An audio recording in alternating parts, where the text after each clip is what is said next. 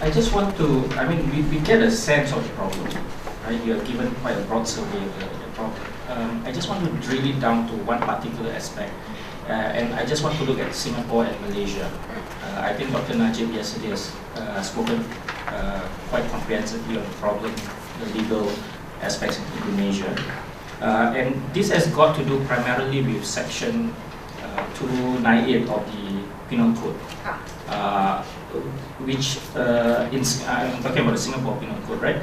Whoever with deliberate intention of wounding the religious or racial feelings of any person, utters any word or makes any sound in the hearing of that person, or makes any gesture in the sight of that person, or places any object in the sight of that person, or causes any matter, however represented, to be seen or heard by that person, shall be punished with imprisonment up to which may extend to 3 years, up to 2 years, or with fine or with both. Yeah, I think there is quite similar wordings in 298A, point 1 of the Malaysian Penal Code, which especially on point A, where it says causes or attempts to cause or is likely to cause disharmony, disunity, or feelings of envy. So essentially, this is about the idea that communities or individuals in the community have the right not to be offended, which you mentioned in passing, right?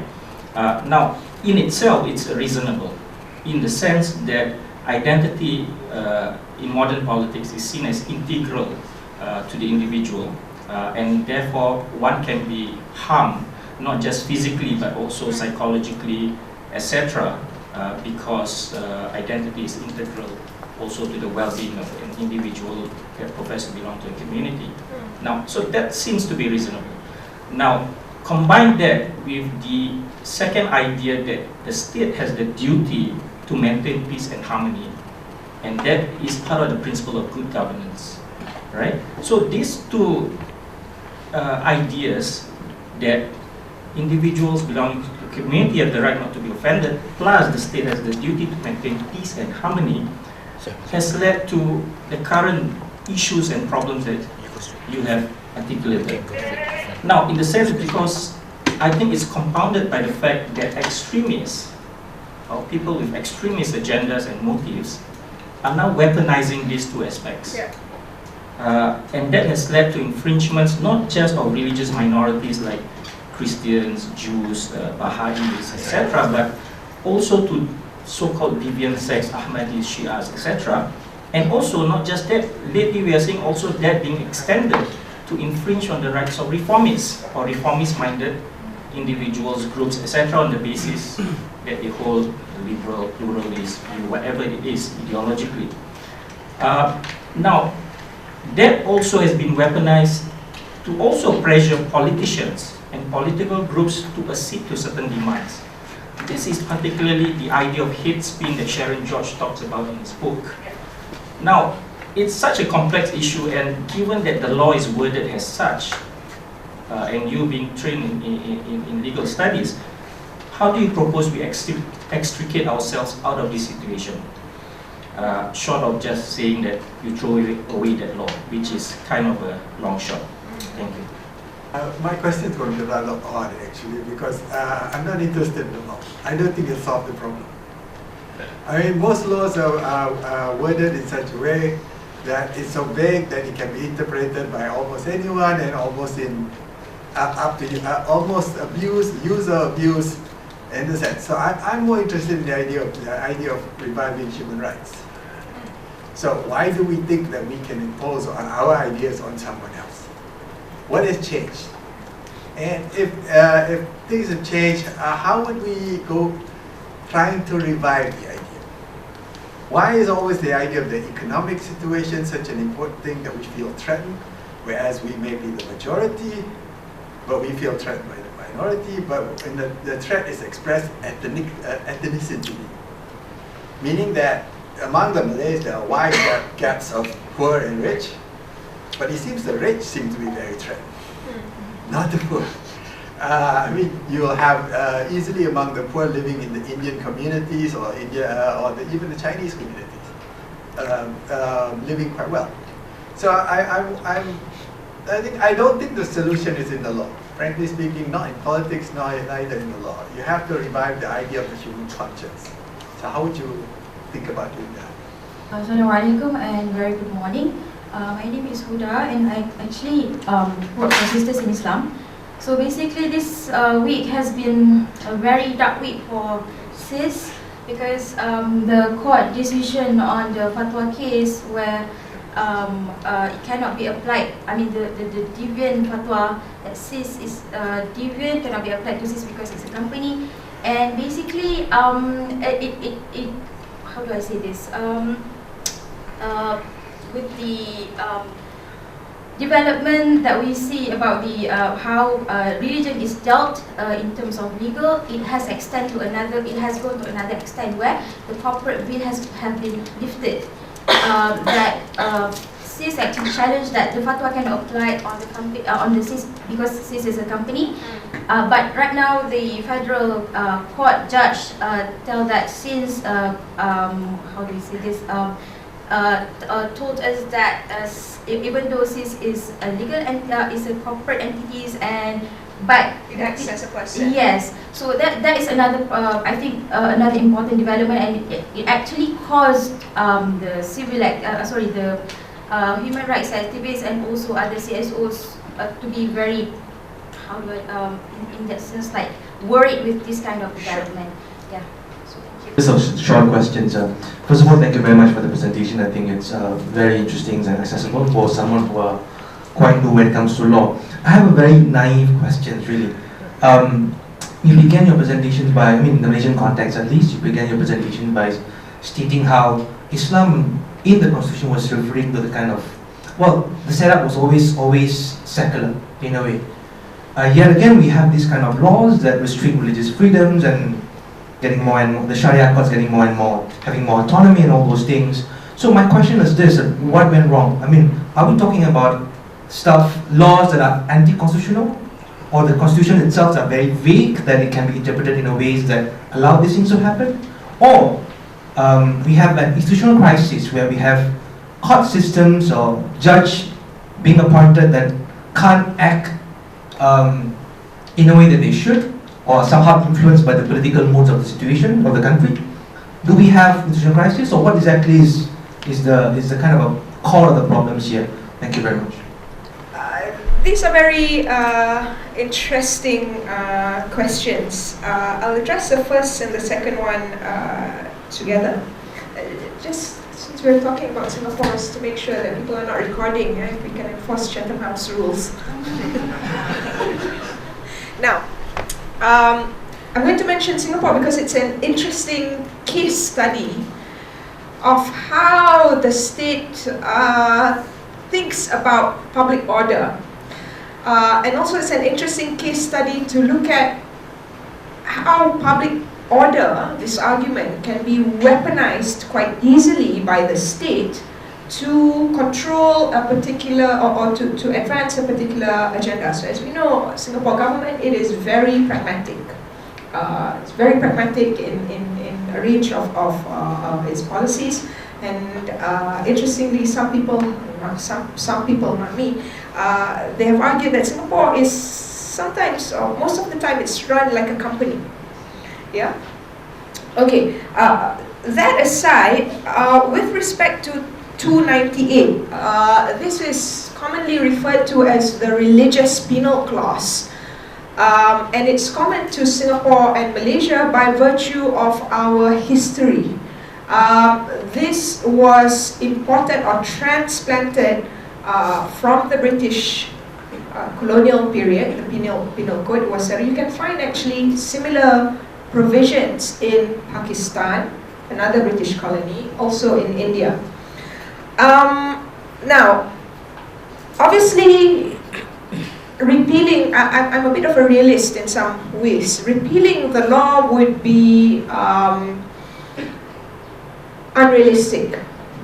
Similarly, in Indonesia, blasphemy law, the court has said that it is constitutional. Okay, fine, we respect the court's decision, even though I find it problematic in many respects. But from a practical or pragmatic standpoint, there is no way the Indonesian government could repeal the blasphemy law.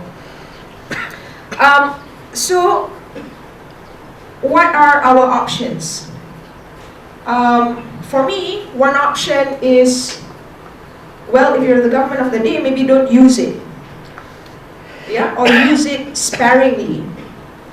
And using it sparingly also means perhaps interpreting the law or using the law in a very human rights friendly context. And in this sense, I think we need a state that is committed to a human rights agenda, and a state that is committed to implementing particular human rights norms and interpreting its domestic legislation or enforcing its domestic legislation, even though those legislation might be broadly worded and problematic, might be used as a weapon or a tool to persecute others.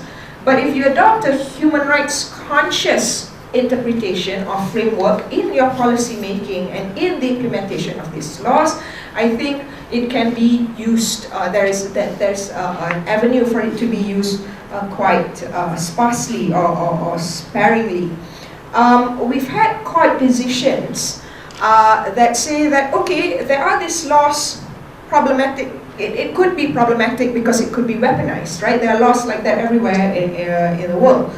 But the actions of the state or the interpretation of the state must be in such a way that gives the broadest possible protection to human rights.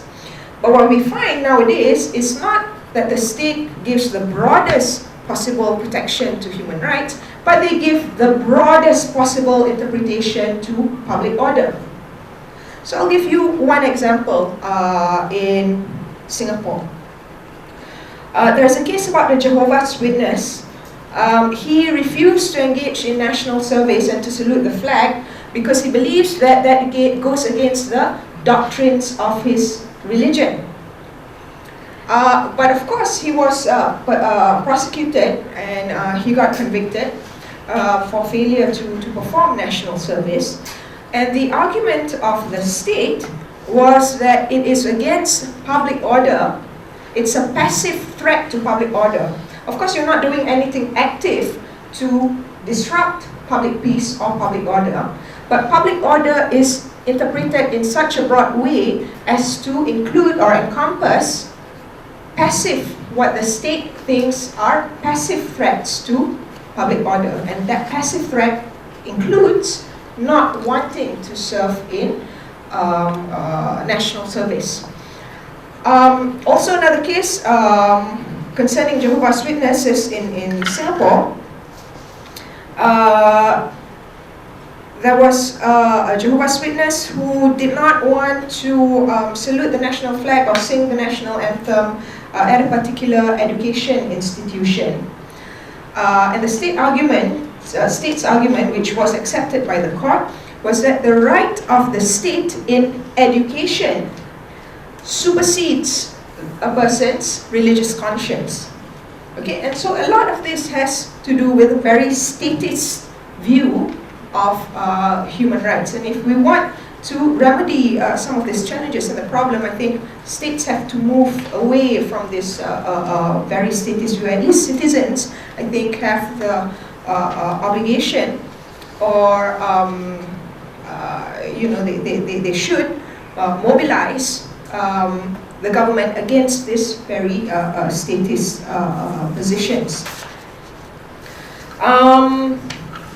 Similarly, when you find the Sisters in Islam case, and when, as you said correctly, the High Court lifted this corporate veil, this has become somewhat very interesting, maybe a different animal altogether. I fail to understand how the High Court, lifting the corporate veil aside, I fail to understand how this decision can be reconciled with the federal court's Indira Gandhi judgment. Because the federal court there, which is, as you know, the apex court, it said it very clear that despite Article 121A, which sets out this parallel Sharia jurisdiction. That does not take away the judicial power of the civil courts in matters especially concerning constitutional issues.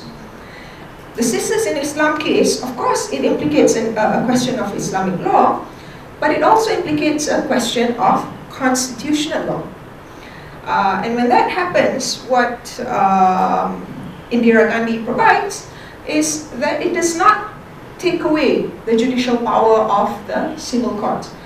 But we find in this case probably the civil court, the High Court in particular, ceding its power. And this is a recurring problem in constitutional interpretation in Malaysia, which leads to the third question about the role of Islam, and subsequently this Article 121(1)(a), which was constitutionalized or enacted in 1988.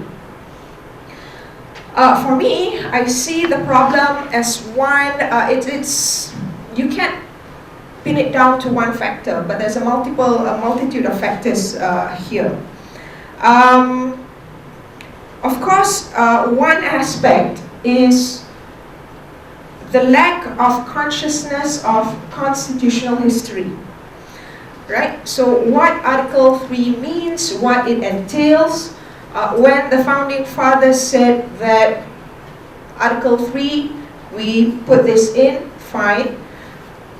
We have some bargains between the different communities when we agreed to put this in. These are not captured in the public discussions. When you look at the provision, it's interpreted as is without any reference to what the founding fathers envisioned this provision to be. And as I said in my presentation, the vision was very clear.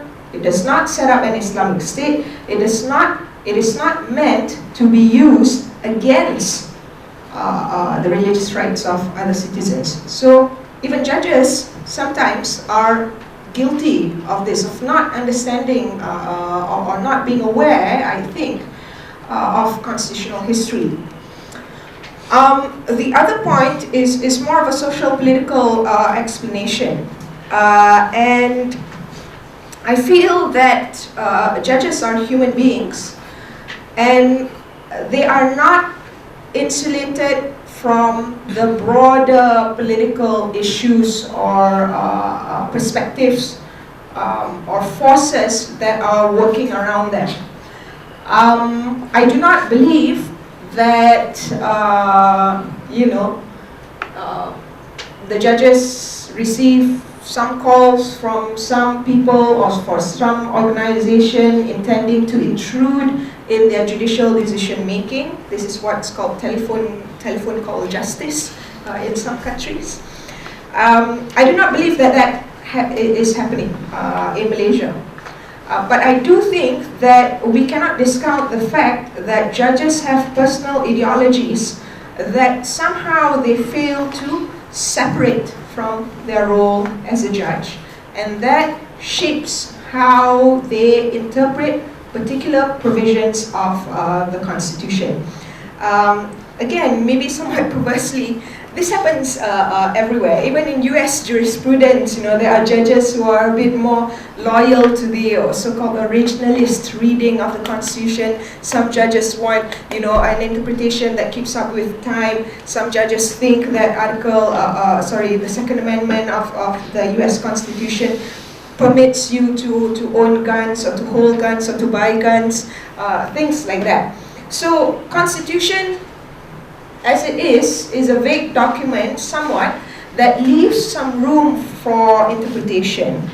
But having said that, in where we can refer to constitutional history as an aid to interpretation, I think that should be done.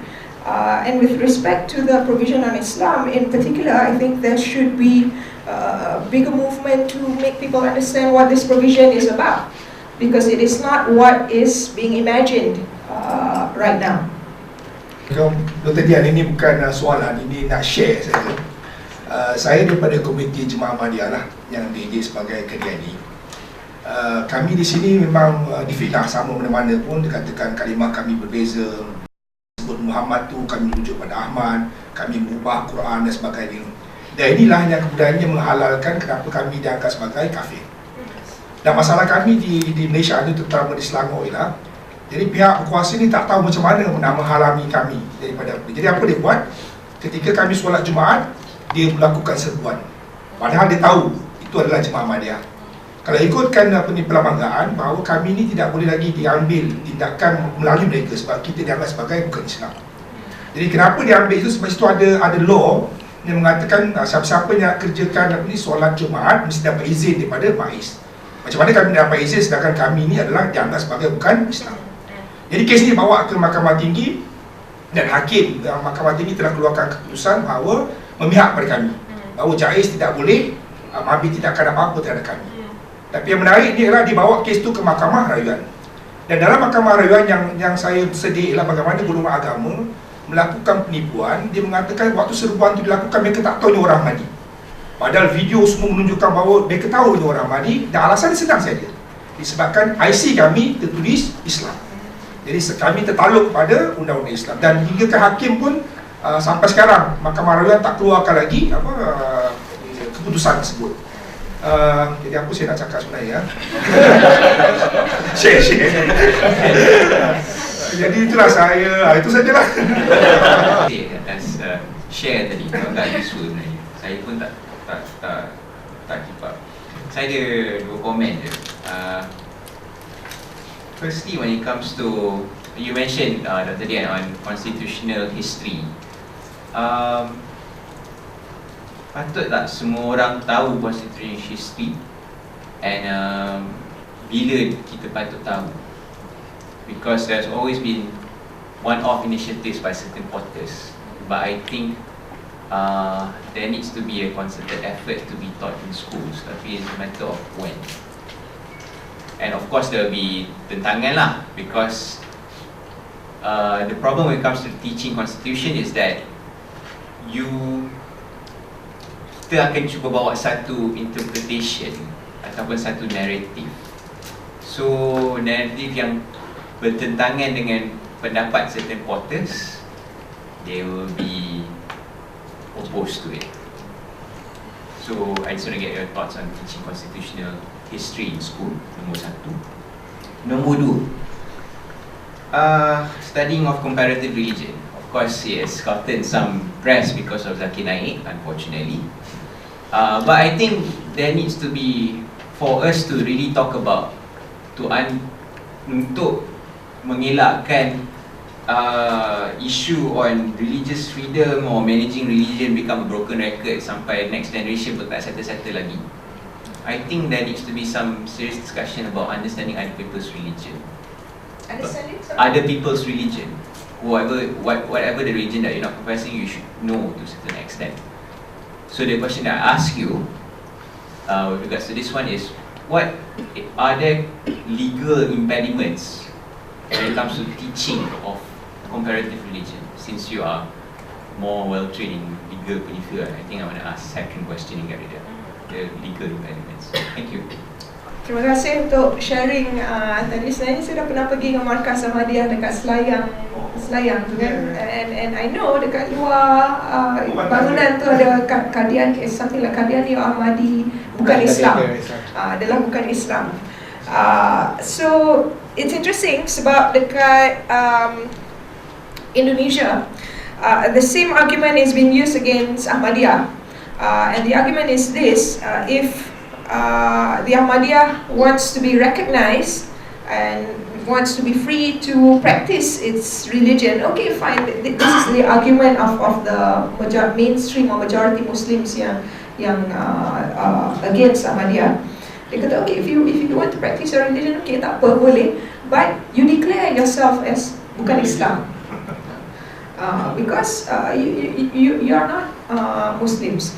But of course, the thing in Malaysia is that you always have this identity card issue, or in Indonesia they call it a KTP issue, of us having to state, in Indonesia of course, you have to state your religious affiliation in your KTP, in your Kartu Tanda Penduduk. In Malaysia, it's only for Muslims, right? It's only for Muslims that you see Islam in your IC. And this is, in a way, also a source of a problem because it becomes easy to target Muslims for anything. Once you see designation Islam on the card, it's easy to say, okay, you're a Muslim, you're subject to particular laws, you're subject to particular regulations, and we can charge you, right? If you want to see it in a way, this is something that I've always said in some of my other talks. Actually, in Malaysia, Muslims are most oppressed, if you think about it. Rather than the religious minorities, rather than non-Muslims, it is the Muslims that are most oppressed, the Muslims that are subject to most control. We are not just subject to controls of normal civil laws, but also laws that are promulgated by the state legislatures when it concerns Islam. So these are some of the things to think about. So when it comes to constitutional history, should people know? The answer is yes. I think people should know constitutional history. There's certainly more that can be done to increase the consciousness of constitutional history amongst Malaysians. When should we know, or how should we know it? I think the understanding of constitutional history is especially important on fundamental issues concerning, one, the identity of the country, and two, concerning inter-racial or inter-ethnic compromises and issues.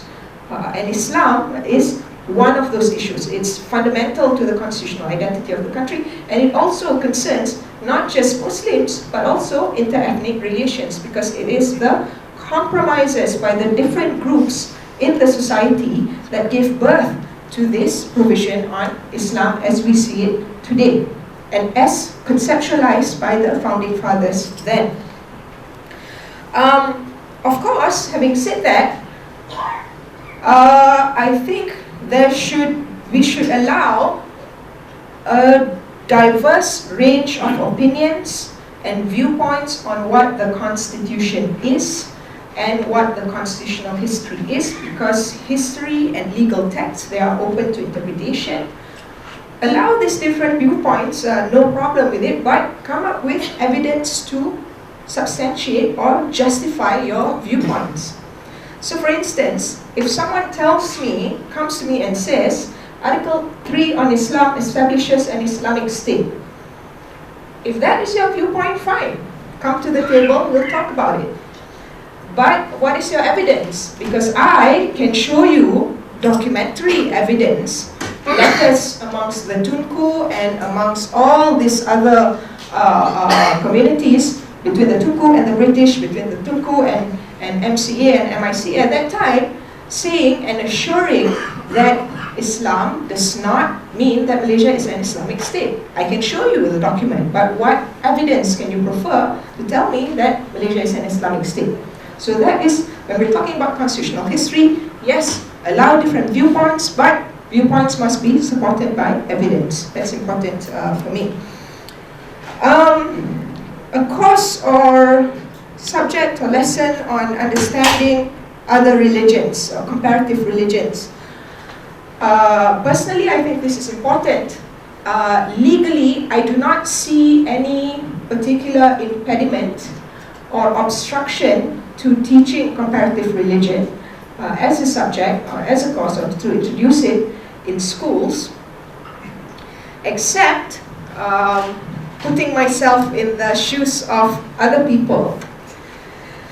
I can see people using particular provisions in the state laws about controlling the propagation of other religions. I can see, I'm not trying to give people ideas, yeah, so don't let this out of the room in case someone hasn't thought about it and they want to use it. I can see these provisions being used as a tool to stifle or to restrict the teaching of comparative religions, because some very creative people can argue that if you're teaching doctrines of Hinduism or Christianity, this is propagation of Christianity and Hinduism. I don't think maybe we cross the bridge when we get there. That argument for me as a constitutional and legal scholar, I think is a weak one. But it's possible that they might raise it as a means to restrict or to stifle this idea of teaching comparative religions. But I fully support the idea, actually. And just as a side comment, having lived as a minority abroad for most of my life, I really fail to understand how is it that people feel that propagation of other religions or people trying to talk to you about other religions, how that can weaken your faith. I'm still trying to wrap my head around this. I can never understand it. I'll share with you a personal anecdote. When I was at Duke, I was having my usual, Duke is in the Bible Belt, is in the South North Carolina, quite Christian area. So when I was having my usual kind of coffee, whatever, at my favorite coffee shop, one day a couple dropped by and introduced themselves as, I can't remember their names, but they're a couple. And they said, we heard that you're studying religious freedom in Southeast Asia. We came to your talk the other day, so can we talk to you about this? I said, yeah, of course, sit down. And so it turns out that they are missionaries. They want to go to Aceh, they want to spread the religion there. Okay, fine. I said, whatever you want to do lah. And then conversation, it became a weekly conversation, and finally they handed me the Bible. I said, oh wow, thank you. I don't have a copy of the Bible yet. I'll treat this as it's a religious text, but to me it's also a book of knowledge. Some people, if they see a Bible here, they become a bit allergic. You cannot touch, and somehow you're confused, and then you cannot cannot sebut syahadah anymore. All these kinds of things. Well, I've touched it, and I'm still a Muslim, and it's still in my library, so it hasn't weakened my faith. But the point is this. They also went further to say, we know you're doing your PhD, blah, blah, blah. You're very busy, you must be very busy. Let us treat you to a dinner every week if there's anything we can do. So this, you know what they're doing, right? You know what they're doing. And I said, okay, you want to buy me dinner, it's fine. I always appreciate free dinners. So that's what they did. And slowly I know what they're doing. They're trying to propagate their religion, and they came to me and talked about their religion. I said, okay, in my belief system, this is how we view Jesus, for example. They don't accept that. I said, okay, fine, we agree to disagree. But the point is that despite that consistent pestering, somehow they believe that I will be attracted. It hasn't weakened my faith, so I don't see this argument how people's faith can be weakened by particular influences from other religions. So yeah, that is just to tell you that I do support the teaching of comparative religions. Okay, thank you to Dr. Dian for the second round of questions. Fortunately, we still have 30 minutes left, according to Shoaib. Dah break ya? Make it 50 minutes. 50 minutes. Okay, we have another 15 minutes for the last round of question. I have one also very naive question for you, since I'm not from the legal profession. If we look at the socio-political legal structure of Malaysia, we are based on federalism. We have federal law and we have state laws. And our legal system is based on the British common law. So we have the constitutional tradition, which we have federal-state relation, which is quite different from the British socio-political aspect. But it's closer to the American law. You have federal law and the state laws. So in the legal avenue, what would you comment on how to advance our interpretation, especially in our federal-state relations? Say, for example, you mentioned about state law just now. Somebody might use state law to stifle inter-religious conversation. There are very interesting enactments, especially enactment pentadbiran undang-undang Islam, that can be used to that effect. So, I would like to know your comment and your suggestion on how, where should we refer to if we have a model outside of any legal system outside. How should we reconcile, or how should we advance a more activist interpretation to secure human rights in that matter? Yeah. Thank you very much. I shouldn't be doing this, but because it's an important topic, I would like to make a comment about Article 3 in the Malaysian Constitution. I'm sure all of you know that it is about the status of Islam as the religion of liberation. This is to perhaps elaborate upon and introduce a new dimension into the discussion. I agree with what the speaker has said about misinterpreting Article 3 to mean that you can establish an Islamic state. That certainly goes against the intentions of the framers of the Constitution and all the rest of it. But I think there is another very important dimension to Article 3 of the Constitution, which is seldom discussed in Malaysia. I know that Dr. Dian is a Singaporean.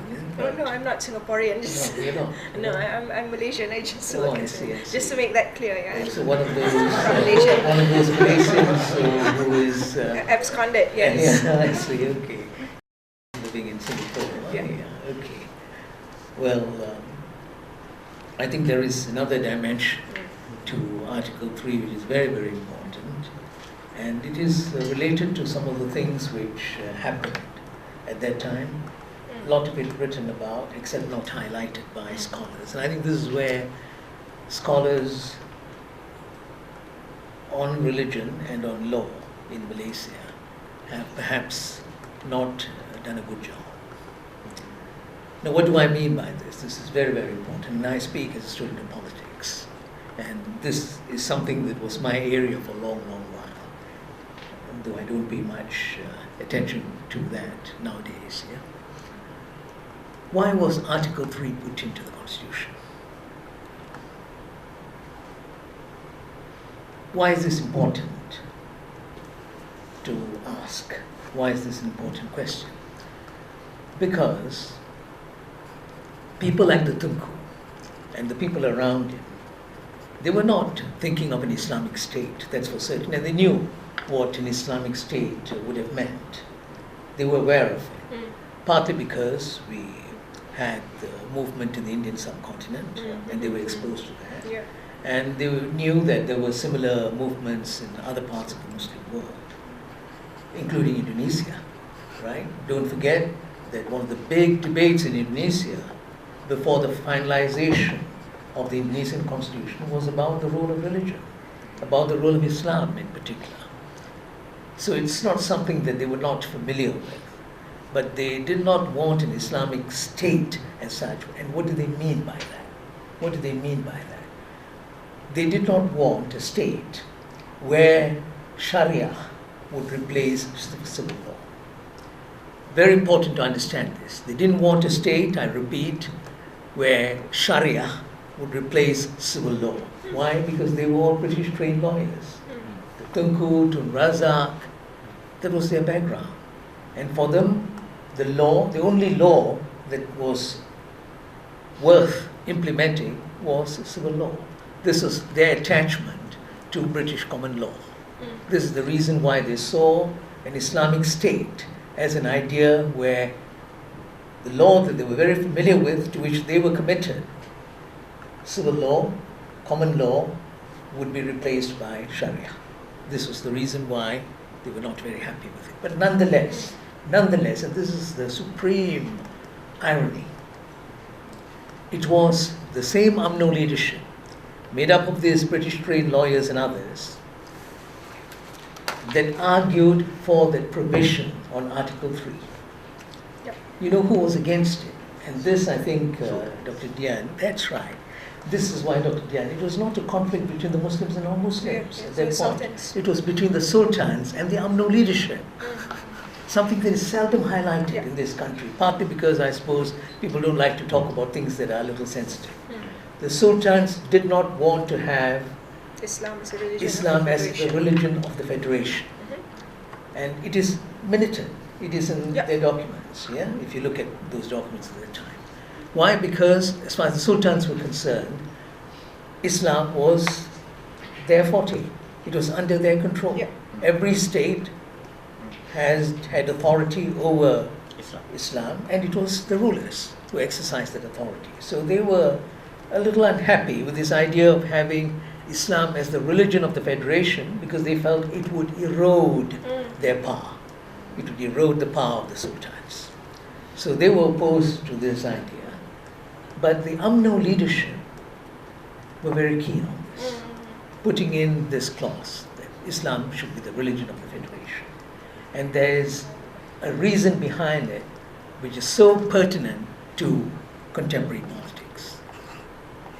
The attachment of the UMNO leadership, in many ways, for want of a better word, secular, a secular UMNO leadership, British trained, attachment to civil law and all the rest of it, but their attachment to this idea of Islam as the religion of the Federation was largely because they saw Islam as an expression of, the most important expression of Malay identity. It was the attachment to identity politics, the attachment to what was UMNO's ideology, and UMNO's ideology was Malay identity, defending, protecting, enhancing Malay identity. If PAS was concerned about Islamic identity, for UMNO it was Malay identity.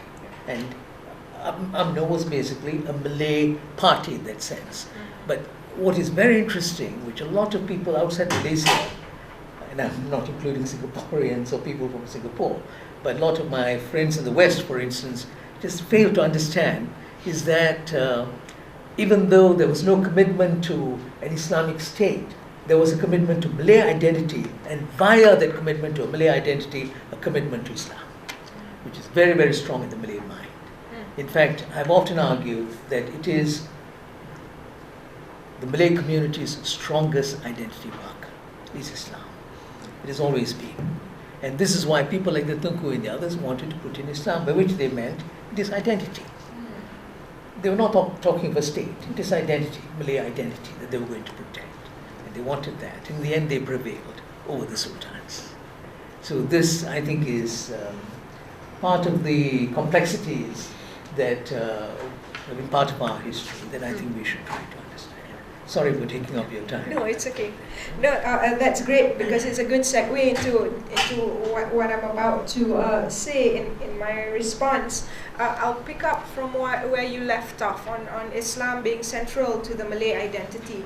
Now, when I was spending all those months looking at the historical documents in the National Archives in London, I was trying to find out, so as you know, there's a provision in the Malay Constitution, Article 160, subparagraph 2, which defines a Malay as a person who professes the religion of Islam and practices the customs of the Malay traditions, so on and so forth.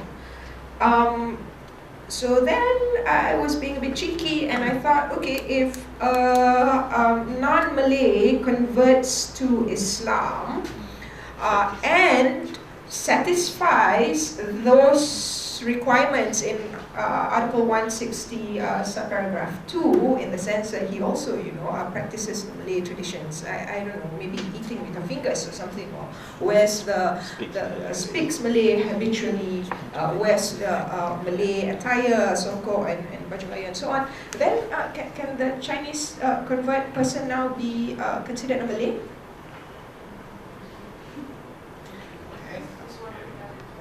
If he satisfies the requirements, he should be, right? It is that question. There is another subclause, right, that says the parents, something. Yeah. Yeah. But I was also trying to find out where this definition came from. How did we come up with this definition of Malay is defined as a person who professes the religion of Islam? I could not find anything that was discussed amongst the Malayan founding fathers on why they included this provision or how they came up with this provision. The explanation that I got, at least from the historical documents, is that this was a historical construct. It's the British colonial powers, it's their understanding of who the Malay is or what the Malay is, and somehow this is then transposed into the constitution. At least that's my tentative conclusion for now. So maybe I need to spend more months in the archives.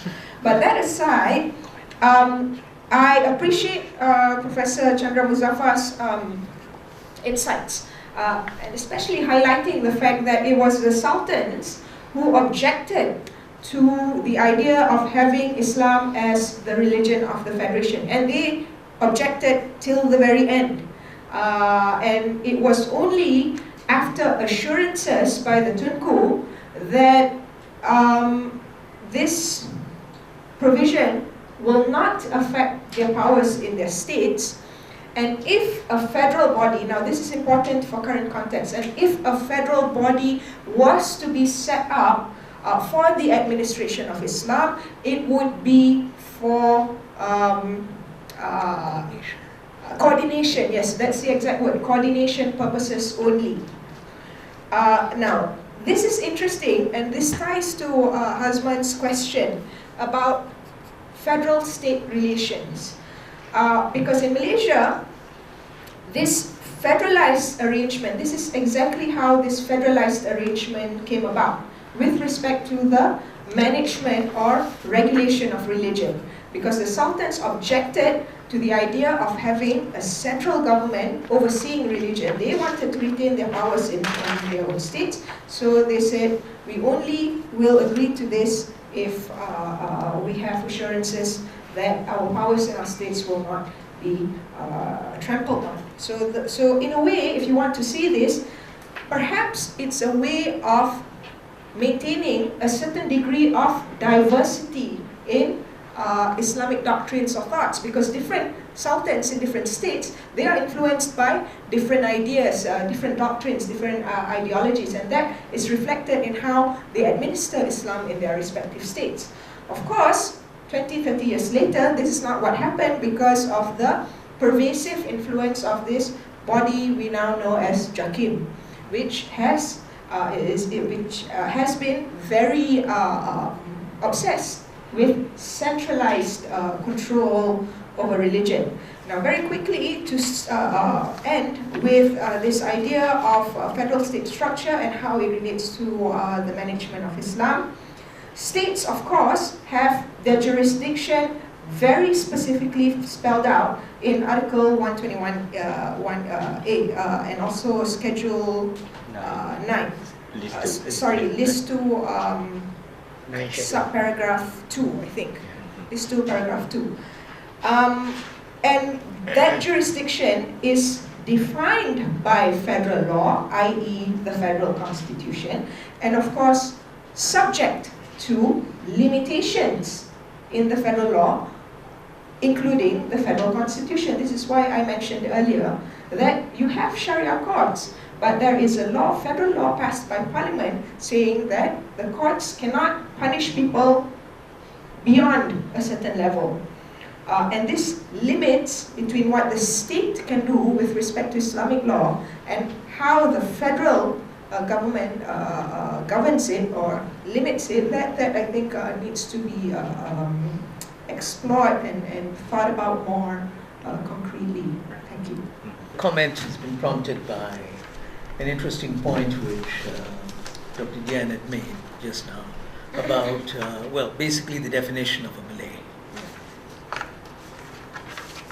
There is some discussion of this in Sufyan's book, the late Muhammad Sufyan, former Lord President, in his book, the book on the Constitution of Malaysia, which is a very, very interesting book. Simple, very well written, and he deals directly with this question that she had raised, that Dr. Dian had raised. Suppose Chinese Malaysian, a citizen, becomes a Muslim, speaks the Malay language, habitually practices Malay customs, three of the determining characteristics. In other words, he's a Muslim, right? He would have fulfilled. What is his status? Sufyan answers it explicitly. He is a Malay. This has never been an issue in that sense, and there are many examples, many examples in history. But leaving that aside, the prominent place of Islam in Malay identity is actually a product of Malay society itself. Sure. It's not so much the British. In fact, the British were not happy with the rising prominence of Islam within Nusantara, and they tried to curb it in different ways. So did the Dutch. This is why, if you look at the way a Malay is defined in the Malaysian constitution, it is perhaps the only way in which one could have defined a Malay. And why did you have to define a Malay? Because of special position. Once you have special position of the Malays, you have to define who a Malay is. And there's no other way of defining a Malay. You cannot define a Malay anthropologically. You cannot define a Malay in genetic terms, because Malay society, the Malay community is so diverse. It is so diverse, which is why, sorry for giving this very concrete life examples. Professor Mkwazis is a Malay. If you look at his ethnic background, it's very, very diverse. Sheikh Kade Fadil is a Malay. They look very different from one another, right? Dr. Farouk is a Malay, but all look very different from one another, but they're all Malay. It is different from the Chinese community. It is different from the Indian community, which is why the Malays do not have an exclusive notion of race. There isn't even a word for it in the Malay language. They don't have. Which is why I've always argued that the Malays are, by definition, universal. They are open, they're universal, they're cosmopolitan. So any attempt to make the Malay someone who is very narrow and very confined doesn't do justice to Malay history and the evolution of the Malays as a people. It is something that one has to be proud of. And here again, I think there are a couple of very good articles that talk about the coming of Islam to this region, which I'm sure some of you would have read. One is the article by the late Professor Syed Hussein Alatas, The Coming of Islam to Southeast Asia. And the other is by his brother, Prof. Syed Najib Alatas, again on the same topic. And the third is an article by someone who was also a scholar at that time, S.Q. Fatimi. These are the three leading articles on the spread of Islam in this region. And you'll be very impressed by how Islam spread and how it impacted upon the Malays, their identity, their culture, and all the rest of it. So I think it's worth looking at this. It is, I think, also something that's worth emphasizing, partly because of contemporary political propaganda, that there was not a single war that was fought in this region on behalf of Islam. There was not a single war. The spread was completely peaceful, the spread of Islam in this region. Okay. Thank you to our panelists today, Dr. Dian Diana and Professor Chandra Muzaffar. Please give a big applause to them. It's a very enriching and enlightening discussion. Thank you everyone for showing up for the first session. We will have a short break for how many minutes? 10 minutes. Please come in by 11, at 11. Thank you.